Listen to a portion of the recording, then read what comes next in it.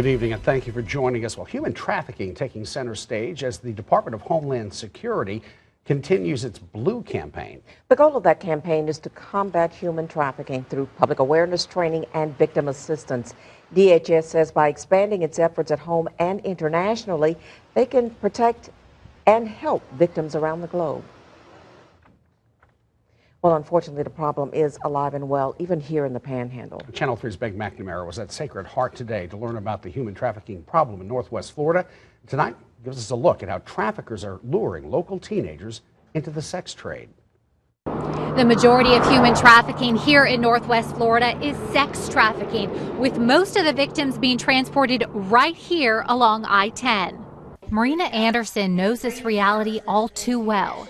She was a child protective investigator for 13 years before joining the Office of Child Welfare in 2015. Anderson tells us sex trafficking peaks during big events. Think concerts, political rallies, and sporting events. You can see that they're constantly on the move and they're bringing in victims for supply and demand for those venues. Anderson insists trafficking along the Gulf Coast is domestic, not international. Renegade or survival trafficking is when runaways prostitute themselves. Often they're supporting a drug habit.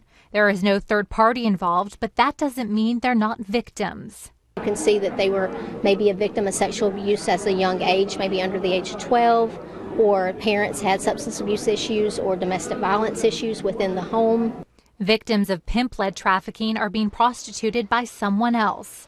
The latest trend in sex trafficking is gang trafficking. More and more gangs are choosing to sell a person rather than drugs because you can sell a human being over and over again. Some victims are forced into this way of life. Others are pressured into it. The most vulnerable population that we see is our foster care youth. It's also that you'll see runaways are definitely at a higher risk category. But some are from stable two-parent households. You know, it's very easy to be coerced into doing something once you meet. We see a lot with Romeo pimps where they start off where they just are their boyfriends, they love them, they buy them things, take them nice places, and then it starts turning into, well, if you love me, you'll do this for me. Reporting in Pensacola, Meg McNamara, Channel 3 News. Anderson says the most common red flag indicating your child may be at risk is when they spend a lot of time with someone much older. Now, if you or someone you know is a victim, or if you want to report suspected human trafficking, just contact your local law enforcement agency. We also have more resources posted on our website at weartv.com.